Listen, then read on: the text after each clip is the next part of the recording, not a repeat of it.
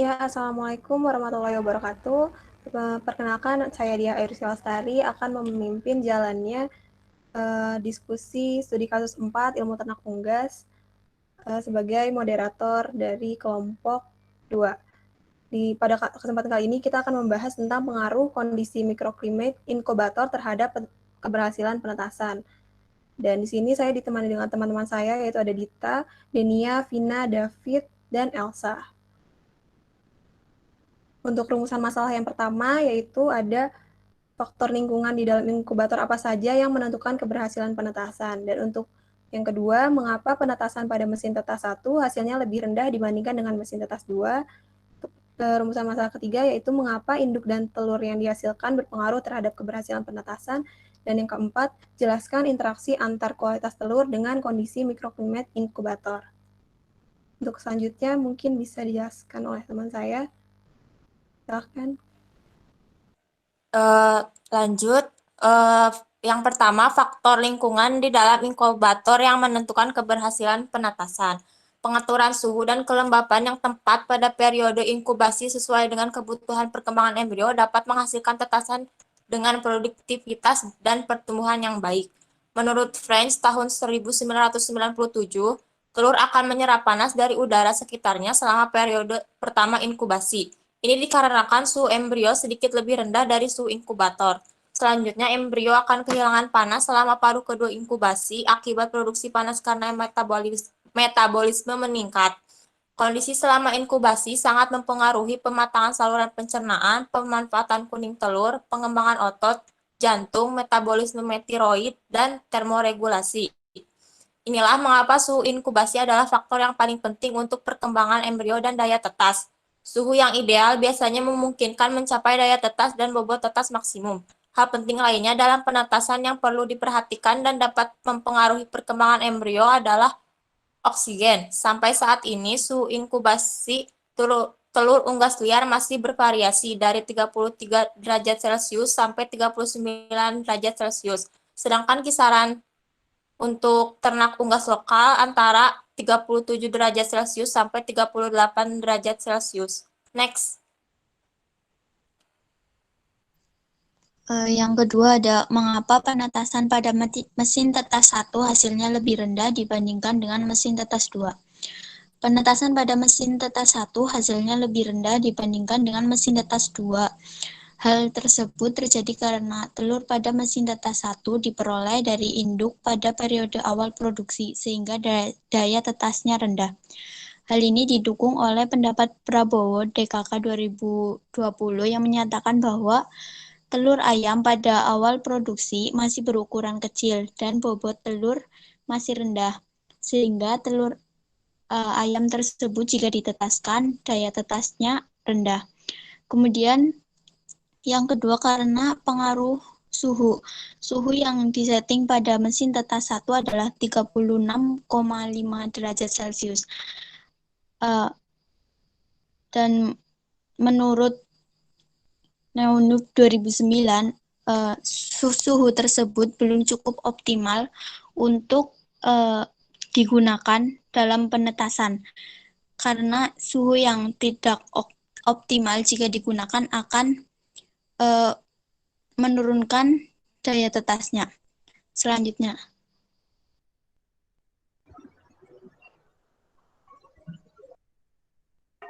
Ya, untuk selanjutnya, mengapa induk dan telur yang dihasilkan berpengaruh terhadap keberhasilan penetasan?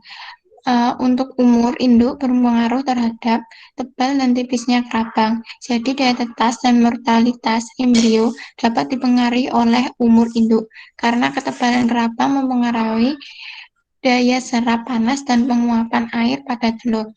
Lama penyimpanan telur tetas yang semakin lama akan menurunkan kualitas telur akibat penguapan CO2 dan H2O. Hal tersebut sesuai dengan pendapat Latif dan Sarmanu 2018 yang menyatakan bahwa bertambahnya umur induk berhubungan dengan penurunan fungsi fisiologis organ reproduksi. Hal tersebut berdampak pada kualitas telur yang menurun sehingga menyebabkan persentase daya tetas rendah. Selanjutnya,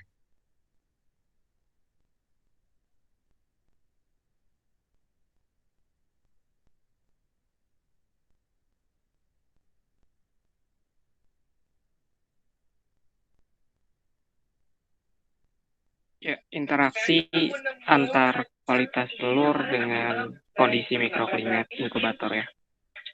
Sebelumnya kan kondisi mikroklimat inkubator itu adalah suatu lingkungan yang kita atur sedemikian rupa agar sesuai dengan kebutuhan untuk perkembangan embrio pada telur. Sehingga apabila setiap faktor yang ada dalam inkubator tersebut meliputi mikroklimat yaitu suhu, kelembapan, dan lain-lain tersebut jika tidak didukung dengan kualitas telur, misal kayak bobot telur, terus dari bobot telur, bentuk telur, dan dari mana asal telur itu berasal, dari induk yang seperti apa, itu akan istilahnya tidak berperan secara maksimal. Nah, di sini dijelaskan bahwa kondisi lingkungan tempat peneluran meliputi suhu, kelembapan, ventilasi, dan posisi telur itu harus diatur sedemikian rupa agar embrio dalam telur tetap terjaga. Kemudian penyimpanan telur yang baik yaitu dengan ruang penyimpanan yang mesti sejuk, terus kelembapan ruangannya sekitar 75-80%, terus tidak terkena sinar matahari langsung. Dengan posisi penempatan telur itu ujung tumpulnya itu di atas, sementara yang lancip di bawah, dan tidak disimpan lebih dari 7 hari karena akan mempengaruhi daya tetas. Ya, mungkin seperti itu yang dapat saya sampaikan. Saya kembalikan ke moderator. Ya, terima kasih. Mungkin sekian pemaparan materi dari kelompok 2D. Selanjutnya akan dibuka sesi diskusi kepada kelompok 1. Dipersilakan jika ingin ada yang ditanyakan atau didiskusikan.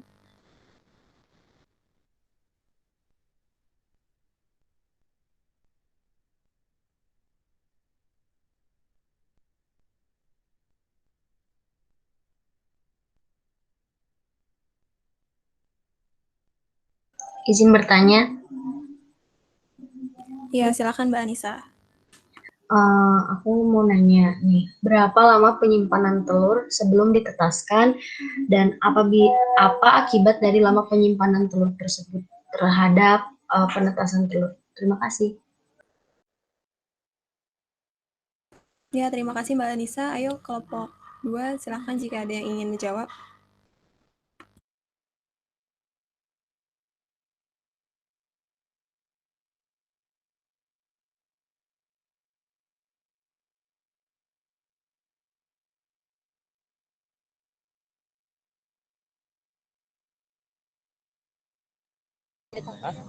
Izin menjawab pertanyaan Mbak Anissa ya.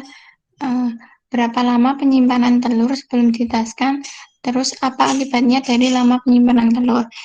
Penyimpanan telur tetas di dalam ruang penyimpanan tidak boleh terlalu lama, maksimum 7 hari. Bila disimpan lebih dari 7 hari, maka daya tetas akan menurun dan mutu anak ayam juga kurang baik dibandingkan dengan telur tetas yang disimpan 1-3 hari saja. Seperti itu.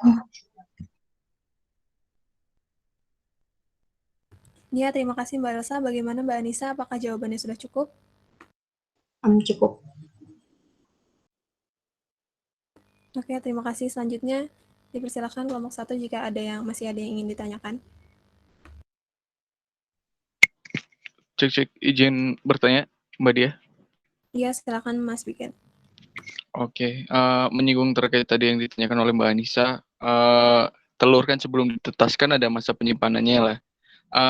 Untuk pada masa penyimpanan itu, apakah pada embrio itu terjadi perkembangan atau tidak?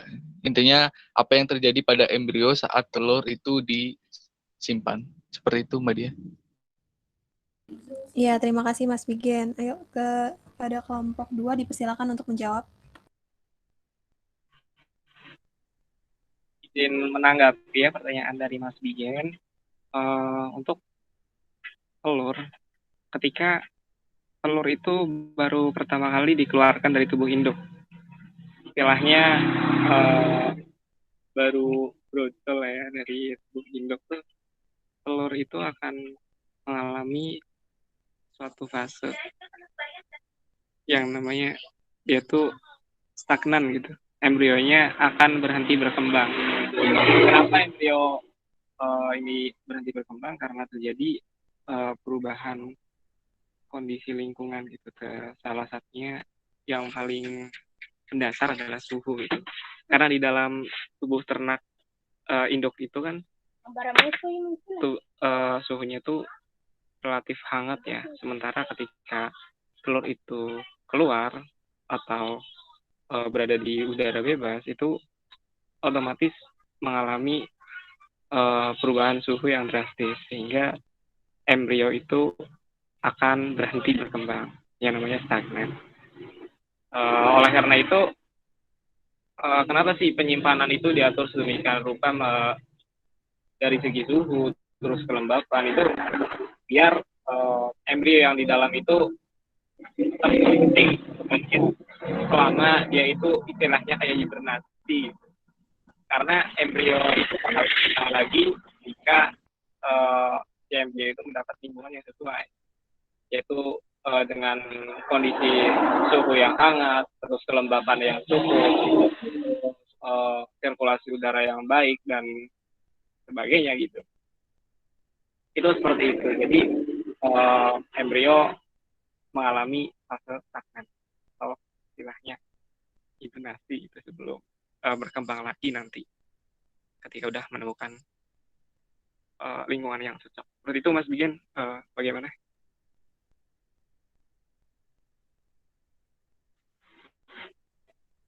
Iya, bagaimana Mas Igen? Apakah jawabannya sudah cukup jelas? Oke, terima kasih Mas David atas jawabannya. Respect Mas David. Iya, silakan Baru masih mau nanya. Izin bertanya. Iya, silakan.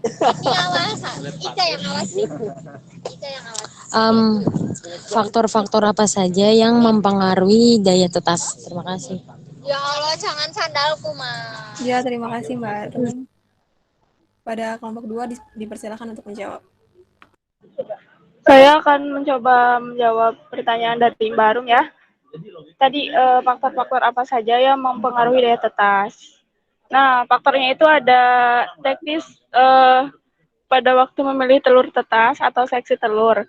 Nah, misalnya itu kita melihat gitu bentuk telurnya, terus bobot telurnya, keadaan kerabang, warna kerabang, dan lama penyimpanan.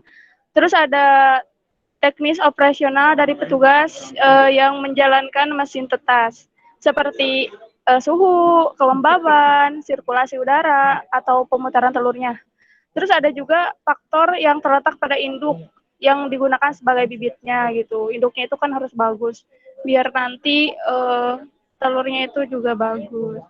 Nah, semua kondisi lingkungan tersebut akan sia-sia jika telur yang diberi perlakuan tidak diperhatikan kualitasnya, dan bahkan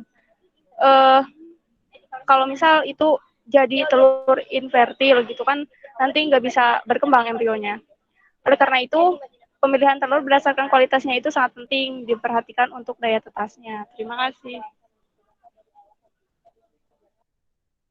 Iya, terima kasih Mbak Dita. Mungkin karena waktu yang terbatas, bisa kita sudahi diskusi pada malam hari ini. Kurang lebihnya mohon maaf. Wassalamualaikum warahmatullahi wabarakatuh. Waalaikumsalam warahmatullahi wabarakatuh. Warahmatullahi wabarakatuh.